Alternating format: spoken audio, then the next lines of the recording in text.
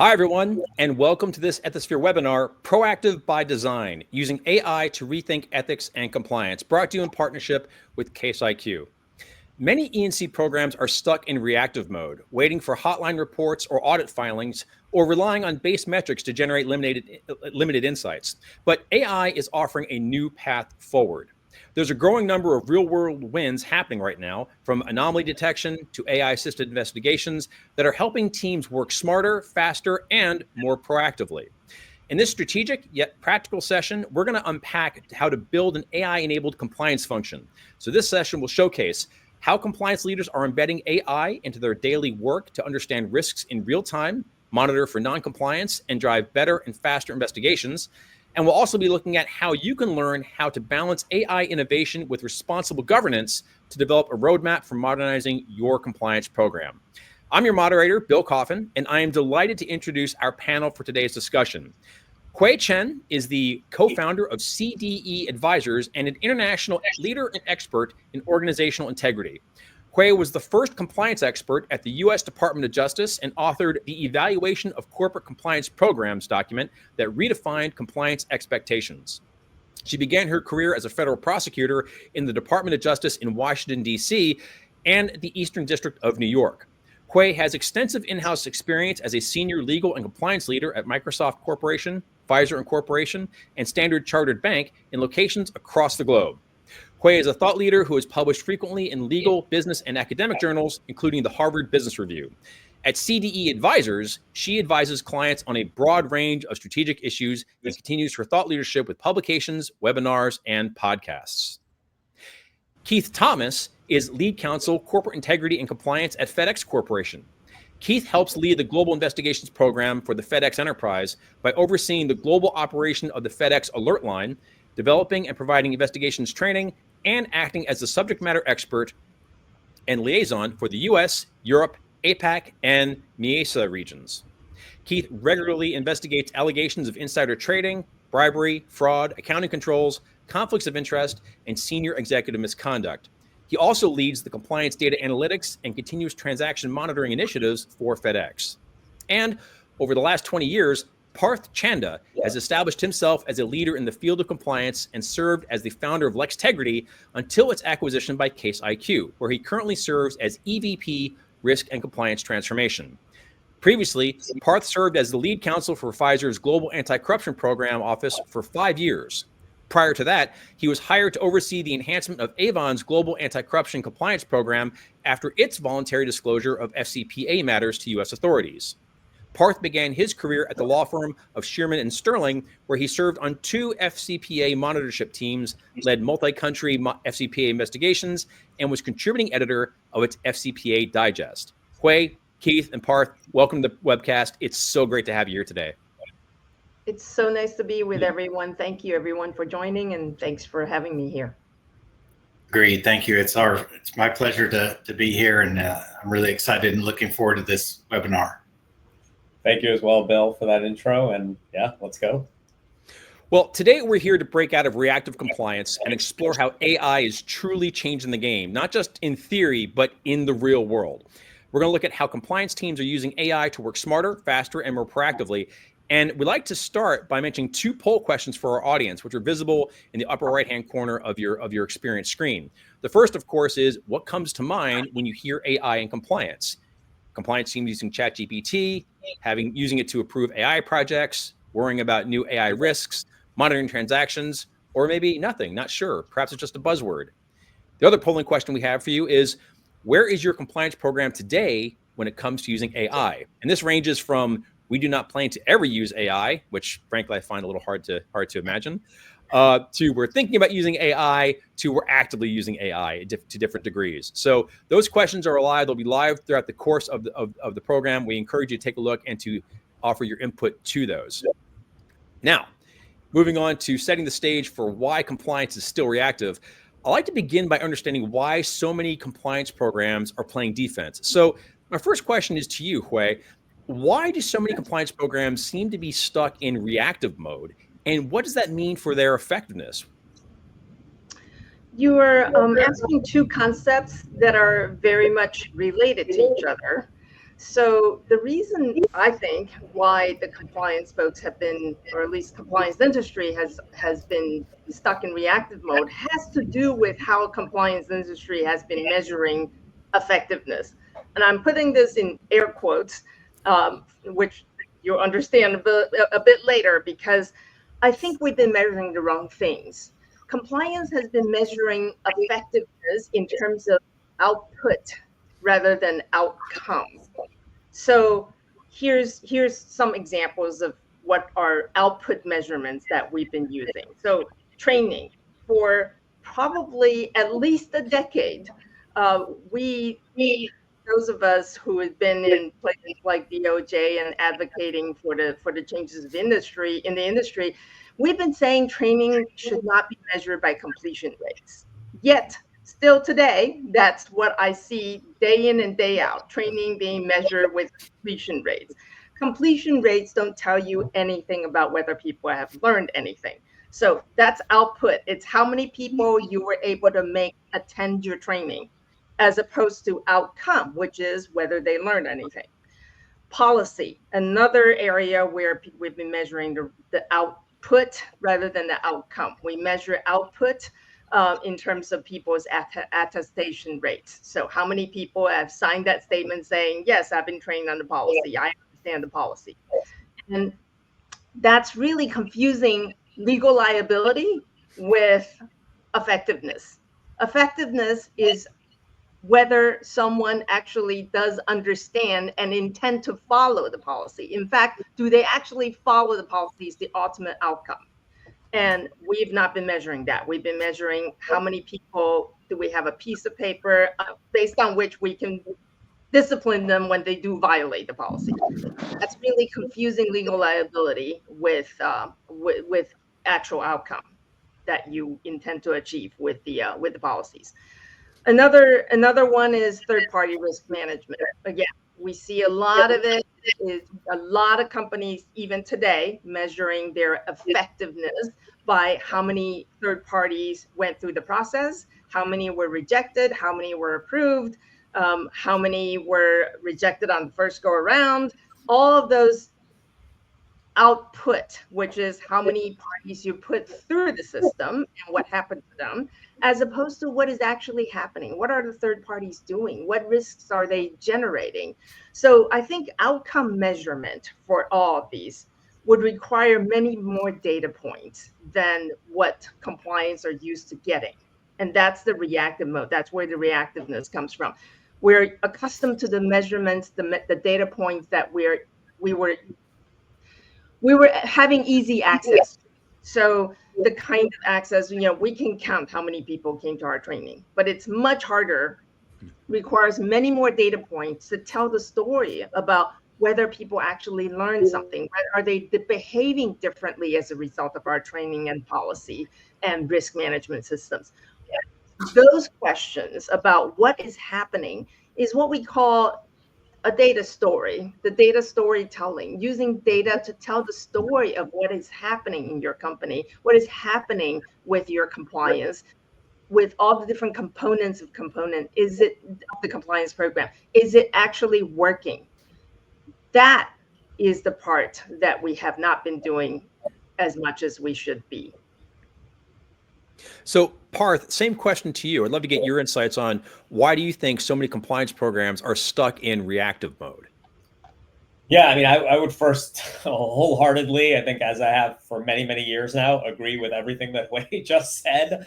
I think in terms of the ultimate outcome, is your program actually effective on the ground? And that means the thousands and tens of thousands of interactions and actions your employees are taking after they've taken the training, when they're actually out in the wild doing things where they have opportunities to be non-compliant. Are they actually being compliant? And really the best measurement that we have beyond the things that Wei mentioned are whistleblowing complaints coming in, or are we substantiating them? And again, that is a self-selected group and data set that's coming in, and again, not a full picture. So I think it's all the reasons that Wei mentioned. I don't think I have much more to add there. The only thing I'd add is when you're thinking about measurement, the next step of that is also when you're thinking about, if you get to measuring the right thing, sometimes also the methodology of measuring the right thing, compliance officers get a little tripped up.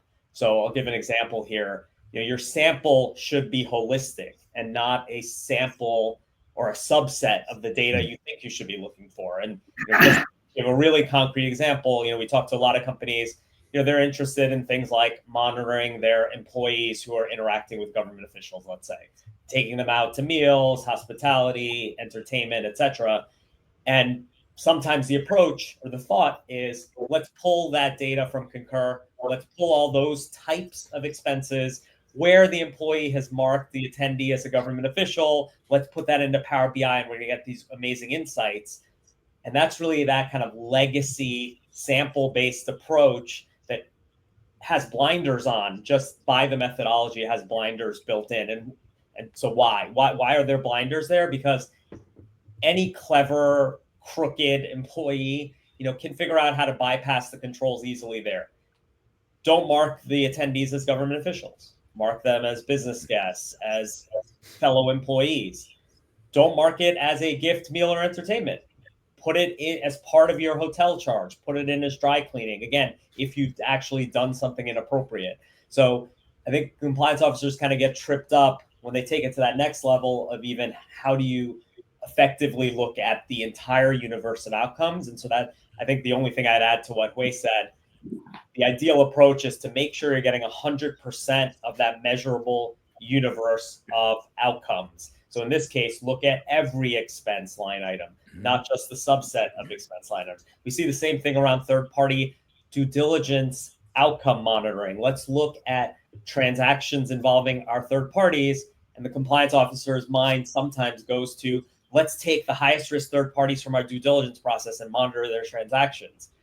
Again, that is good, but it's limited, because if someone skipped the third party process, if it was incorrect, purposefully or not, your measurement scope should be your entire universe of third party payments to find those really truly hidden risk. Look at all the outcomes and measure all the outcomes. And maybe the last point that I just piggyback again off of Hui's statements are, this is data that the compliance officer doesn't have access to. It's also data that the compliance officer sometimes isn't comfortable with. I'm a lawyer. I think the last math class I took was in 12th grade. Sometimes there's a level of comfort with analytics, mathematical principles that may be beyond what you're accustomed to. Also, again, having to go to IT and finance and ask for access to data where you don't even understand how you get access, etc. The narrative is not within your control. And so I think that's where hopefully webinars like this help, just getting more education on what's possible in concrete terms, and also just reaching out to people that do it and asking them, how are you doing it? How did you actually get to from A to Z, would be the other last piece of advice I'd give. Well, Keith, it's no small thing to have to follow both Hui and Parth, but I'd like to ask the same question of you. Why, from your perspective, why do you see so many compliance departments stuck in this reactive mode? I think part of it is, one, there's always the battle for resources. We never have enough resources, but even putting that aside, I think it's just hard to let go of some of the habits that we've had for years. 6 words that I absolutely can't stand are, we've always done it that way. And you see that institutionalized. It doesn't matter the industry or the company, it's there everywhere. But it takes a certain amount of willingness to adapt to new ideas, new approaches, and new technologies. And so, you're working in this environment while our ethical principles don't change. Bribery's bad. It's always been bad. It's always going to be bad. The environment in which we're operating, as we have seen just, in the past few months, it's rapidly changing. And as compliance teams and compliance professionals, we have to be willing to adapt to, new ideas and technologies.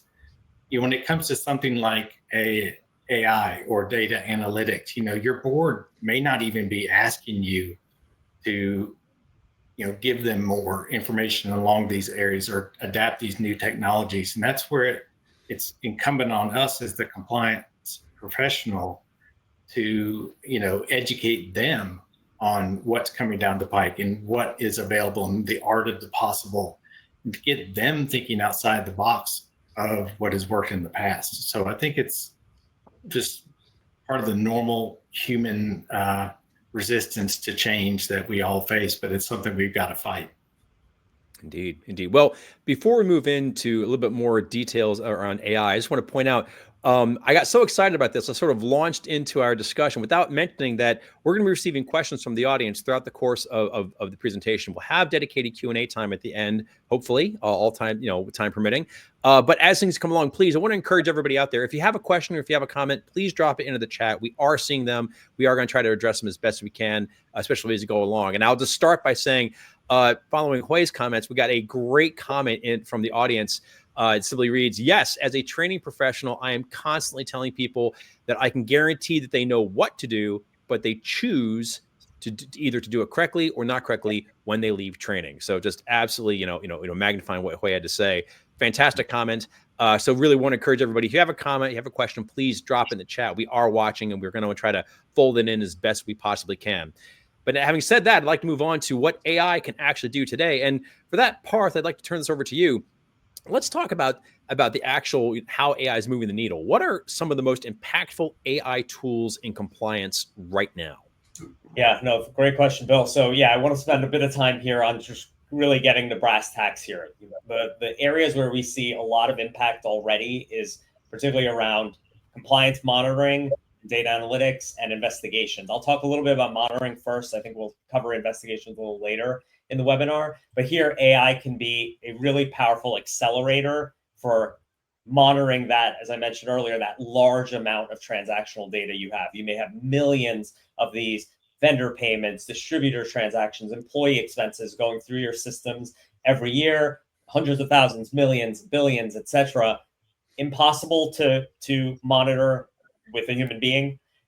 Possible to monitor on a sample basis, but again, from my perspective, sampling is fraught with issues. Sampling should really be supplemental to an approach that brings in all your data, applies analytics to all your data, and then really uses analytics to inform the samples, kind of forces you to review the highest risk transactions applying AI and analytics. So AI can really help you find anomalies. That's where AI is really strong, is in anomaly detection for risks like fraud, bribery, embezzlement, conflicts of interest, channel stuffing, and the like. And so the traditional ways of doing anomaly detection have often been statistical. So for example, take all of my payments to third parties and look for outliers by amount. So plot them all out, and there's a mean amount for vendors. Who's 2, 3, 4 standard deviations from that mean? They're an outlier from a statistical approach, often called a Z-score, if you come across that terminology. That can be really helpful, don't get me wrong, but it can produce a fair amount of false positives because you're looking at the data for one dimension, spend, and it's, you have a business that's very diverse. You have different countries, different business units with different scales of transactions, and so they might skew your results. And so, statistical anomaly detection can really only take you so far. This is where AI is doing more today with really more advanced anomaly detection using things like clustering algorithms. Again, don't need to dive too deep into that, but really the way that works is instead of looking at your data along that one dimension, it would take your data and look at it with look at each transaction across multiple dimensions. So not just the amount, but the country of the vendor, the country of the business, the vendor type, the business unit, the type of payment. So across these multiple, what we call features of each payment, it will start grouping payments together. And so I'm kind of visualizing with my hands, but you'll have a cluster of transactions here, a cluster of transactions here and here. So anomalies within your data that are large, like, for example, you have one country that has significant anomalies, they have a business model that drives a certain type of behavior, all of those transactions won't become anomalies. They'll all form a cluster, and then the algorithm will look for anomalies that don't fall into any of these clusters, that are kind of lone wolves out there. So you can see how it's much more of a targeted approach than a straight line with the distribution. You've got clusters, and then you've got anomalies within those clusters. So hopefully my hands explained it all, but that is some of the more powerful things that we're seeing there to reduce the number of false positives by looking at anomalies more multidimensionally and more looking at anomalies from a cluster perspective. The second use case of AI that I think is even more powerful, kind of holistically, is machine learning or risk learning. So what this does is it takes your outputs from your analytics engine, and really you should be starting with a powerful kind of multi-rules-based analytics approach. You should use anomaly detection, AI anomaly detection. Those can be two of the rules you use, but then also look at round payments, Benford's analysis that looks at like the amounts of payments, the numbering of payments, offshore payments, round dollar, duplicate. Use 10, 15, 20 different analyses on each payment, and that should give you a starting point of looking at transactions to review. That's when machine learning can kick in. As you start reviewing these transactions, this machine learning algorithm will get better and better, and it almost becomes like a co-pilot to your rules-based score, having a sort of AI confidence score side by side. So your rules may be getting stale. They may not have predicted a new risk, and so you're not finding it in your rules-based analysis, but your AI analysis is telling you that there's a high likelihood that you'll want to look at this transaction. It may not be, a big non-compliance issue, but it's a guide that's probably much smarter than eventually could become much smarter than your rules-based engine. So the machine learning is a separate use case. There's also other things. I'm not going to go into a lot of detail, but some of the large language models can now be used to scan receipts and then take the wording of receipts and then look for things like excessive alcohol or use of, giving alcohol when a government official is present. So there's a lot of things there too that are interesting. But ultimately, AI, like it's used everywhere else, in my view, is still an assistant. It's really to help you assess your data, help you better pinpoint risk in your data, and then really accelerate the humans that are going to do the work of making the judgments on the data in the monitoring space. Yeah. So Parth, would you say it's accurate to say that AI it's not there to replace human judgment. It's there to accelerate the impact that our insight can lend to that judgment. Would that be an accurate assessment? Definitely. Same way you would not use the output of ChatGPT to do anything without reading. You shouldn't. Sure. Without reading it, editing it, making sure it doesn't sound like AI wrote it. Similarly on this side. Indeed. Well, on that note, I'd like to move on to looking at the implementation and impact of AI. And to that, Keith, I'd like to turn to you. You've been through this journey of incorporating AI and analytics into your compliance program at FedEx. What does it really take to implement something like AI-enabled transaction monitoring at such a large organization?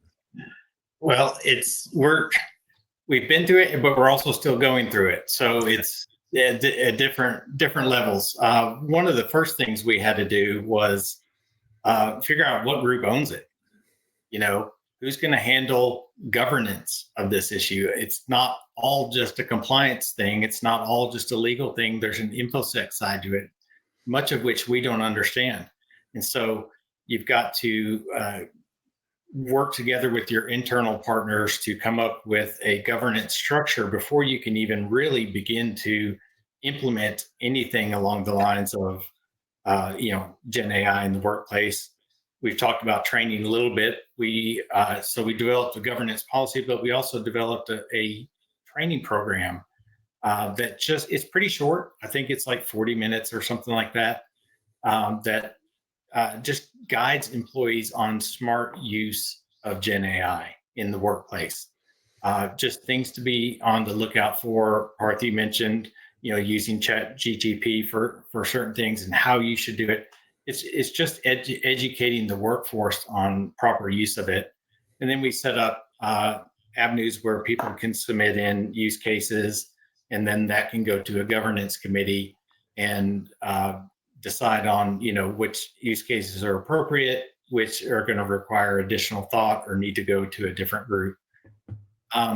But for us, in how we're actually using it, we haven't launched fully into the Gen AI for all purposes type of scenario. Our IT is building out their own version of it.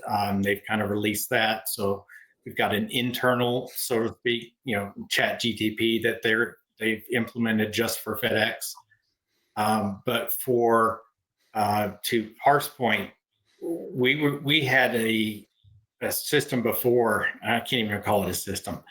It was looking at vendor payments basically just in Excel. And we were random sampling, vendor payments from every region. We put them in a Excel spreadsheet, send them out to our regional council and say, go for it. Let us know if you find anything. And understandably, that was not effective. It was a checkbox exercise. Mm-hmm. It was also our first attempt at doing it, so I don't want to come down too hard on this, but we realized pretty quickly that not only was that not going to functionally work, it really wasn't truly risk-based. So we've been working with LexTegrity, now Case IQ, for almost 3 years now, I think, Parth. And we started out with a pilot of 6 countries. And I was astonished. We put in a year's worth of data, and just in those 6 countries, we had something like 40,000 vendor payments. And so I was like, I had no idea we had that many. We have employees in 99 different countries, I think. I could be off by a few. So you can imagine how many vendor invoices we process in a year. There's no way that we could do that manually or with any kind of in-house program or Excel and get any kind of risk-based scenario. So what we did is we ended up, I call it the gauntlet, but there's about 35, 36 different dimensions that all these payments run through, and it creates a risk score for us so that we can then focus on the top riskiest vendor payments and focus on doing a truly risk-based approach. And what the mindset shift there is, rather than saying, let's check, 50, 100, 250, however many invoices, it was, let's use the data that we have and let the data tell us not only where to look, but how many we should look at based on the overall score by running it through this anomaly detection and through this gauntlet of dimensions. And then we can zero in and say it's, may end up being the top 10% of invoices. It may be the top 1%, but it's whatever we set that risk threshold at. Anything above that are the ones that we're going to look at. So it's really been a game changer for us in that respect, that we have this sort of comfort level of, hey, we know we are targeting the riskiest payments and looking at those payments. Mm-hmm. And then if we want to, all the other payments are still there. If we get extra resources, we have a downtime and we've got extra time, we can go through and do, as Parth said, sampling from that point if we need to. So, Keith, how did you help your leadership understand the value of AI in compliance? Because as you talked about, it scales up your abilities by a quantum level. It can actually impact how you even look at your risk appetite. But yet, oftentimes compliance groups have a hard time making other folks understand what it's really doing. So, what was your experience like there? Well, my immediate management, it wasn't hard. They saw the immediate value in having AI and machine learning come in and doing a lot of the groundwork for us. And that's really all it's doing. A human could do this. It would be, a lot of work all day long, and that's all they would ever do. But why not let a computer do it and then just review the results and make sure it's accurate? And so it's not hard to convince the value of using AI for something like compliance monitoring. What's hard is again, it gets back to resources. We hear it all the time. Compliance is a they're a cost center. They're not bringing in money. We're constantly having to vie with other groups, all of whom have good ideas and need money for their initiatives. And so being able to, you've got to speak the language of the executives and say, I can't just hand them a heat map or a chart and expect them to interpret it. I've got to be able to say, look, if we do this, not only is it going to save time for my end of doing this manual work so that we can focus on strategic things and the high risk things, but it's also going to have X amount of impact or potential savings, or we're going to reduce our risk by 20%. Put some number on it if you can, and even if you can't put a number on it, which is very hard to do sometimes in the compliance room when you're trying to prove a negative. We didn't get this fine or we didn't get this bribe. It's very hard to put a number on that, but you can identify a pattern or a gap or a trend in the data that you didn't know about and say, look, we were able to close that risk or close that gap or reduce that risk. And if we didn't have this AI, we never would have been able, it just would have been luck if we had found it. And now we can rely on more than just luck. We can not be reactive, but we're moving that needle towards not waiting for something to happen, but actually going out and finding it. Are we all the way proactive yet? Can we, like Minority Report, predict when a bribe is about to occur? No, we're not. We're not quite there yet, but we're inching that way. Indeed. Hui, do you have anything you'd like to add? Oh, I believe you're on mute. Sorry. I just want to pick up on what Keith just mentioned in terms of speaking the executive's language. And oftentimes I find compliance and oftentimes legal are the two functions in the company that is not speaking in data. That the executive's language throughout these days is data. And what I often see is that compliance is often the last one to come to the party. I recently was working with a company, a telecom company, and I was talking to their CFO. And he mentioned that he was in the middle of a major initiative that is actually bringing all of this data together using AI for analytics. And this includes financial data like payments and margins to distributors, marketing data like market share, product differentiation, operational data on where they're building their equipment, where they're deploying their services, customer complaints, all of that data. So I asked him, I said, where is compliance in this transformation initiative? He's like, compliance? I never even thought of them as being interested in this. Like I'm, like they haven't shown any interest. I never thought they were interested. They're not part of it. And I said, well, if they were to tell you that they're interested in being, making use of this analytic transformation that you're building, what would you say? He was like, I would love it. I would, they would certainly be among one of my top priority sort of test audiences as we're building this system. But it was just that part of that reactive mode that we've been in have caused us to be perceived as the function that's sort of not interested in this stuff.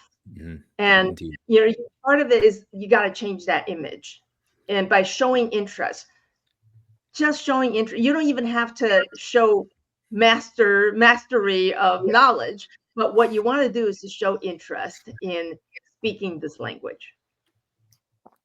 Indeed, I would just add maybe one other point to both Hui and Keith's point is that story often, I think the compliance officer thinks about that story that it's always going to be a story about some massive problem, some massive like fraud issue or corruption issue, et cetera. And our organization's not rife with that. So like we're really going to get a lot of value.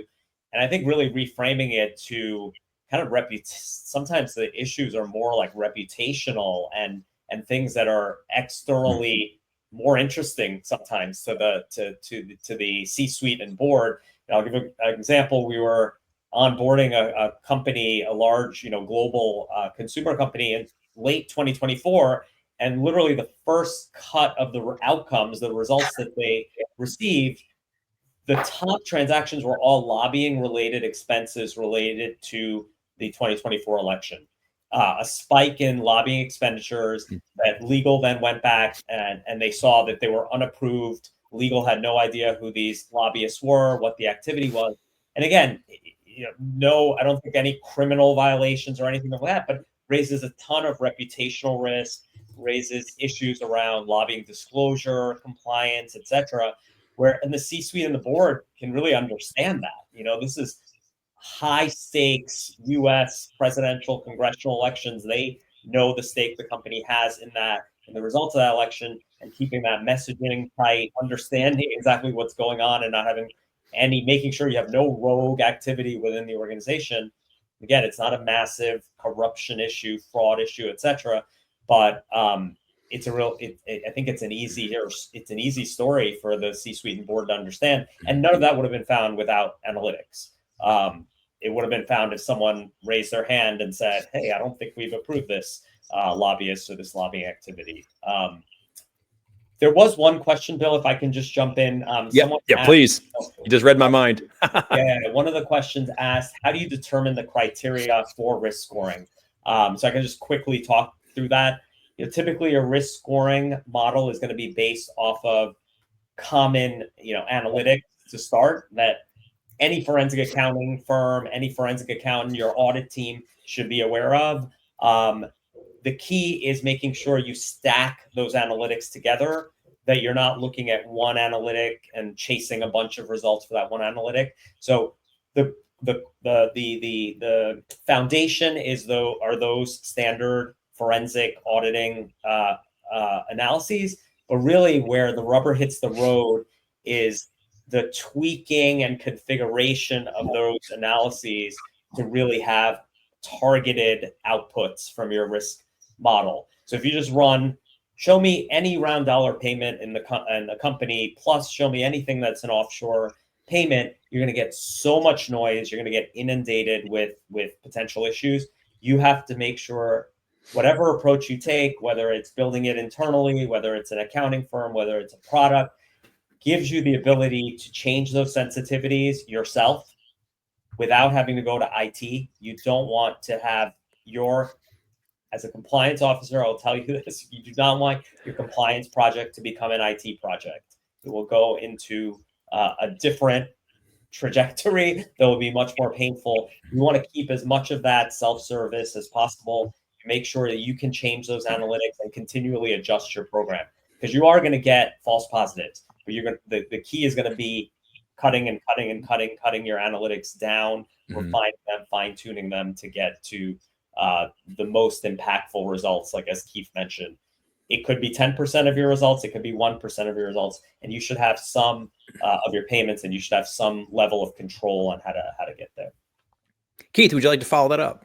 Yeah, just real super quick. I know I don't want to run out of time, but that's one thing I forgot to mention is AI is really good in machine learning in this respect, because your system, unlike just a rules-based program, your system, whatever you're using, is learning you over time, and you get to teach it through, responding to false positives and false negatives, so that as you progress and as it processes more payments, it's getting to be more custom for you. Plus, it allows you to set your risk profile.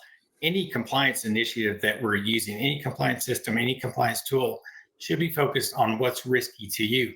What's risky to FedEx is very different than what's risky to a pharma company or, whatever. I mean, we deal with customs agents all the time. Most people do not deal with customs agents all the time.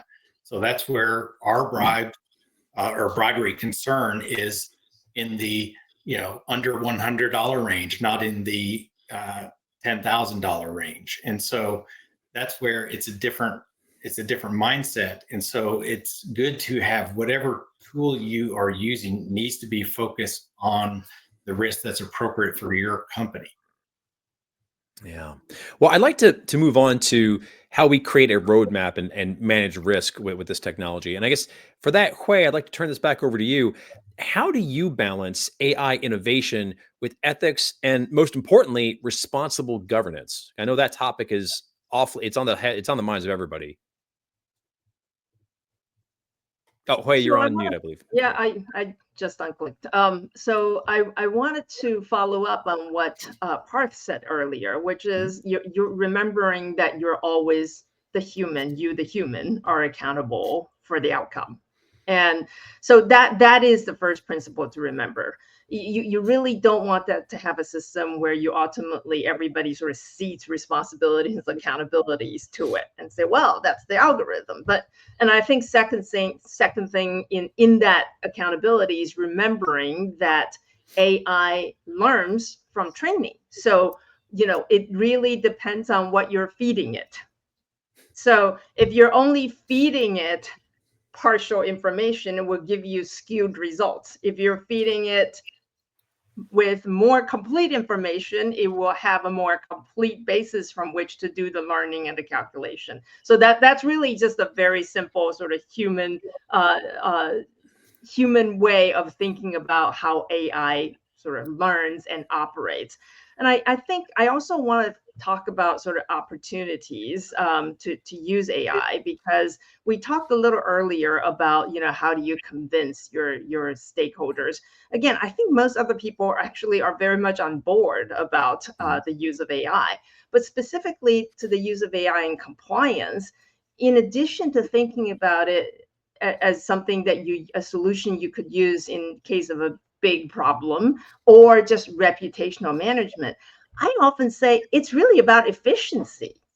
We do again, compliance is often perceived as not only that function that doesn't understand AI, but that function which is very burdensome. So, I see the poll results that a lot of people are using sort of basically chatbots. I have to tell you, I don't know how often I have dreamed of a chatbot that could just do third-party sort of risk management. Certainly third-party onboarding for me, because think about the third-party onboarding system that, again, I see in working with companies all the time.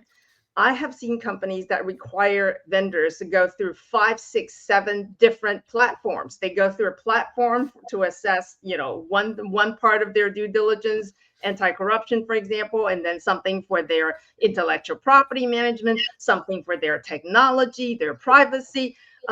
They require multiple video tutorials for someone to actually be onboarded. So I have to tell you, like, when I go see those systems, when I see teams of people dedicated to helping vendors get onboarded, I thought, why can we have, and by the way, as you know, all the vendors doing is repeatedly supplying the same information, which is the name of their company, the website of their company, their bank account number, all of that background information. So why can't I just type into a place, tell me what I need to know about company X, and have it just tell me, go through all the company's emails and the systems, the supplier chain, publicly available information, and put it all together for me to understand what is the risk that I need to worry about with this particular third party. At least I haven't seen anything on the market that remotely approaches that.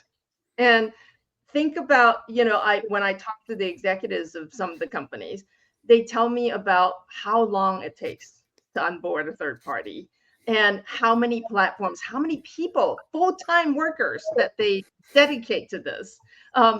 Can you imagine if we can simplify that in the name of efficiency and effectiveness? Yeah. So that, I think, is an opportunity area where we can also go to. For sure.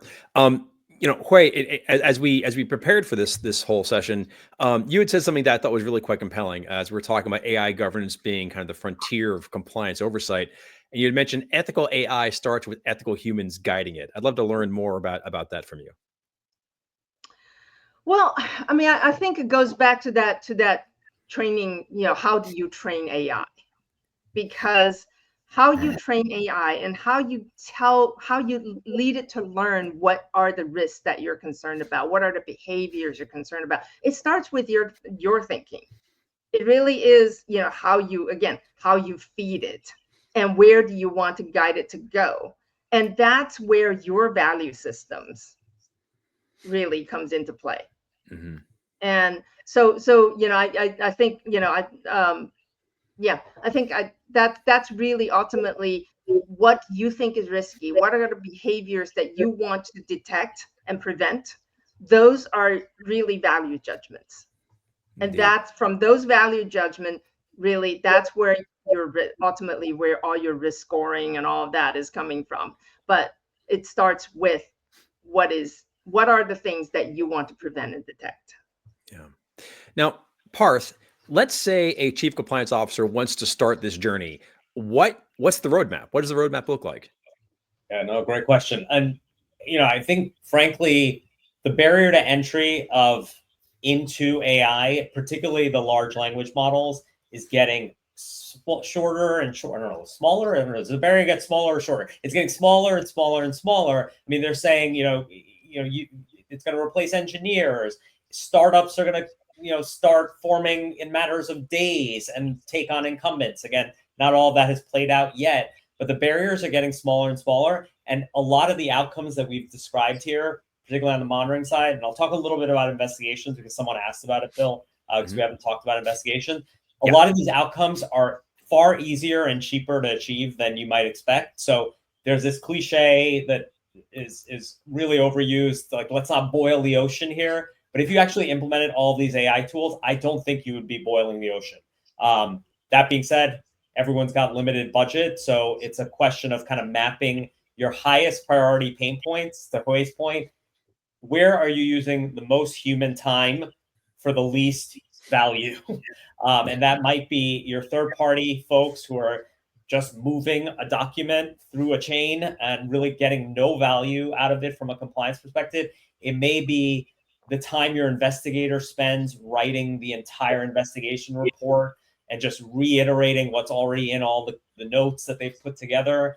And then getting the business to be really upset that it's taking a really long time to get an answer on an investigation. And it may be you have a ton of auditing and monitoring human beings who are just not chasing the right transactions. And they're spending a lot of time, busy work, checking controls, not necessarily getting to the heart of risk. So really do some of that thinking. Where are the biggest wins? I'll just touch on the investigations. I didn't mention it earlier.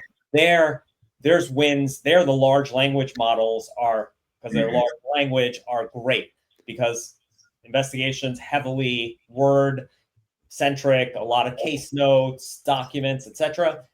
The biggest win I see is summarizing and writing the report, or first draft. Let me be clear, a first draft of the report that you can then review and finalize. Takes hours off of investigators' time, maybe days of work that they put in. But then on the front end, doing the intake, multilingual intake, being able to go back and forth with the reporter, take the text that the reporter puts in, run that against your policy text and see where there might be, suggest maybe possible violations of policies. Again, none of this is going to be perfect for sure, but it will help.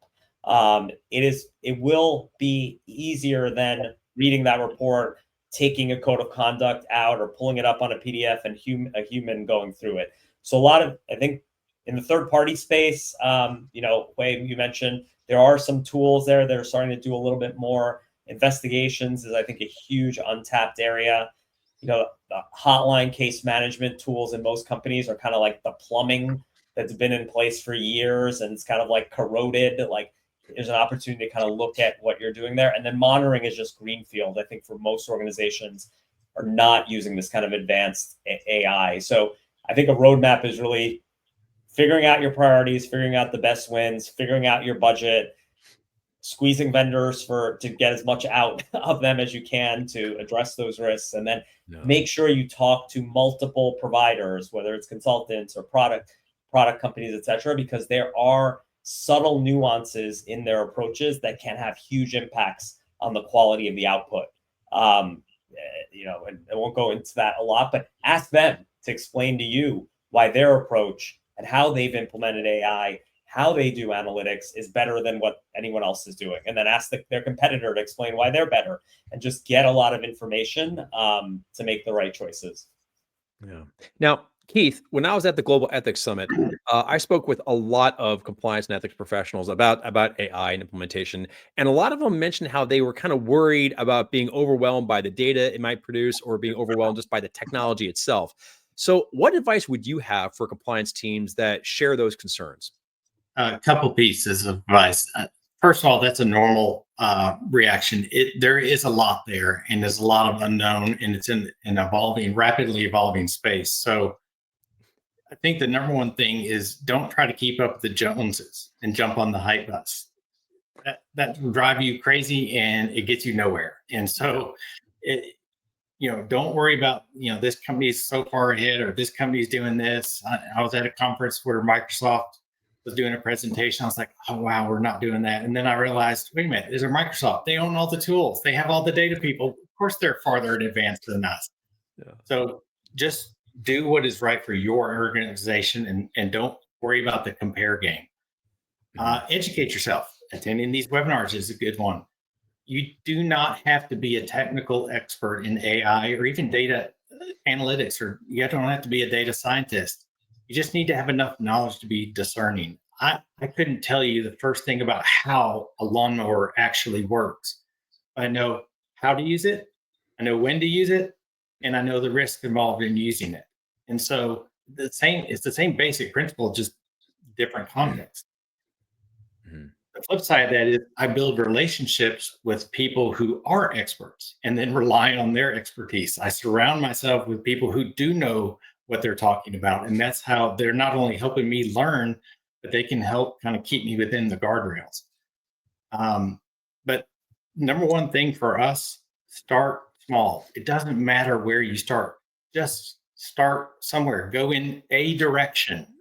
You're not going to break anything. You're not going to mess anything up completely. Just move. Don't get stuck by, paralysis by analysis. You don't have to have a full data lake and everything. You need a problem statement, a clear objective, and the relevant data, and then just move in a direction. And you can tweak it as you go. And then lastly, Parth has talked about this a little bit, and Hui has too. Be realistic. AI is not going to be this massive job replacer, at least, in all fields at all time. Treat it like it's an intern. Think to yourself, if I had an intern, what tasks would I give that intern to do? Then pull in your and this is more for Gen AI, more so than machine learning. Use it for that, and then double check. You would never just take an intern's work without double checking it, right? And so that's why, Parth, when you're talking about investigations and it's writing the report for you, yeah, I would have an intern write the report, but then I would go back behind it and review it. Another area in investigations is transcribing and summarizing a recorded interview. That's a great use of Gen AI in the investigations context. For every hour of recorded interview, it takes me 2 hours to manually summarize that and put it in interview notes. It's a huge time saver if AI can come behind me, but I'm not going to just assume that it transcribed and summarized it correctly. I'm going to treat it like it's an intern and go from there. Yeah. Before, we only have a few minutes left, but we did get just a fantastic pair of questions. They're almost the exact identical question in the chat all at once. And I want to throw them back to the group because they dovetail beautifully off something that Hui said not long ago, and really gets down to this. Do you all have an ethical governance blueprint? And if so, what does that look like? Keith, could we start with you? We do. It's a governance policy, and in that policy, it talks about the do's and the don'ts, and a little bit of the why, in some of the problem areas, and identifies the risks with Gen AI. It's not all encompassing, but it is a good starting place. It's 2 or 3 pages long, and it outlines, we want to make sure we're using it ethically, that it's aligned with our values, and then we refer people back to our value statements in our code of conduct. Yeah. Parth, anything to add? No, I mean, again, we work with many companies that part of their analysis of us is these ethical AI standards. So we kind of are on the receiving end of that. So I think we've seen very typical things that Keith mentioned. And there's usually some internal review process.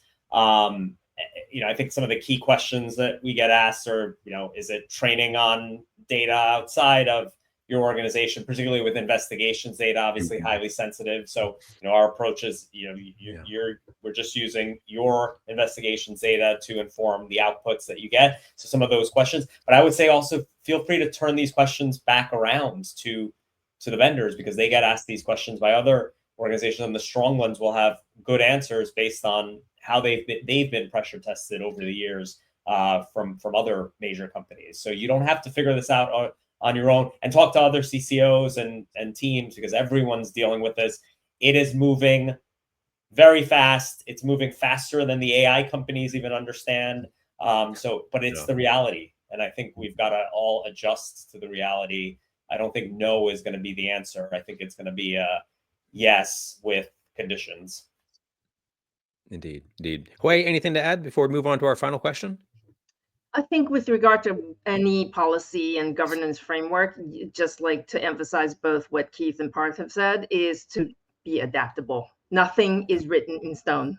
In fact, you really need to be looking at it on a, if not day by day basis, certainly I would say quarterly type of review. Is this framework and policy still up to date? Is it accounting for some of the things we're observing, hearing about? Making sure that you understand the dynamic nature of what we're dealing with here. Indeed. Well, in the few short minutes we have left, I have one last question for each of you. It's kind of a lightning round. And the question for each of you really is this: what one piece of advice do you have for a chief compliance officer who wants to be more proactive by design? Hui, let's start with you. Measure outcome, not output. Let that drive you. Let that drive your thinking. Indeed. Keith? Don't let perfect get in the way of good. It's a marathon. It's not a sprint. Just start somewhere and build trust with results over time. Perfect. And Parth? You are sitting on data that's ripe for AI and analytics. Use it to measure the right things and measure them better. Outstanding. Well, this has been a terrific conversation, and I'm afraid we're just about out of time. We did receive some fantastic questions in the chat, and we're filtering those out so our panelists can get back to you in good time. So if you've asked a question and we weren't able to get to that, don't worry, we will get back to your question. We value every piece of input we've received. So thank you so much for being such an attentive audience. Hui, Keith, and Parth, thank you again very much for your participation in today's discussion, and especially for the gift of your insights and expertise on this crucial topic. Thank you so much for having us. Yeah, thank you, Bill. Appreciate it. This webinar will be on demand immediately on this platform once we conclude. So please feel free to return here to replay any learnings from today's discussion, or if you'd like to share this webinar with your colleagues. And to check out additional upcoming webinars, please visit the Ethisphere's events page at ethisphere.com. And to learn more about how Case IQ can help your organization transform its case management, compliance, and hotline programs, please visit caseiq.com. This has been Proactive by Design, using AI to rethink ethics and compliance. We're so glad that you could join us. Please reach out if you have any questions, and we look forward to seeing you again soon. Bye now.